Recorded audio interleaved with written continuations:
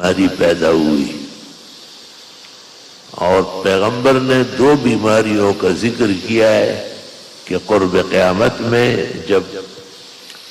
کفار بہت حد سے بڑھیں گے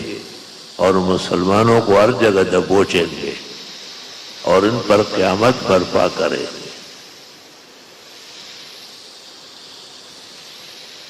تو اللہ تعالیٰ ان پر 2 بیماریاں مسلط کرے گا۔ ایک کا نام ہوگا کوہان، یہ وہ دانے وہ آنے وہی چیز ہے، اور دوسری کا نام ہوگا محتان۔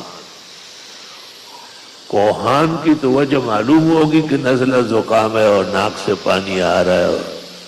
اور محتان کی کوئی وجہ نہیں ہوگی، آدمی صحیح سلامت چل رہا ہوگا اچانک گر جائے گا، جب اٹھاؤ گے تو مر چکا ہوگا، وہ اٹھانے والا بھی آگے 2 قدم آگے گر جائے گا۔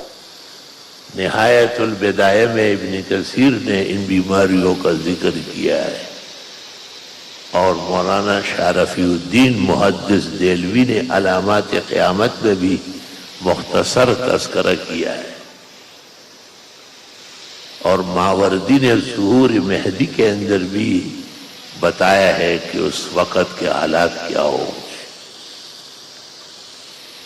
تو ملکوں میں زیادتی اور ظلم تو بہت ہے، لیکن خاص کر جب یہ مسلمانوں کو تنگ کرنے پر آتے ہیں تو پھر ایک نہ ایک دن قہر الہی جوش میں آ جاتا ہے۔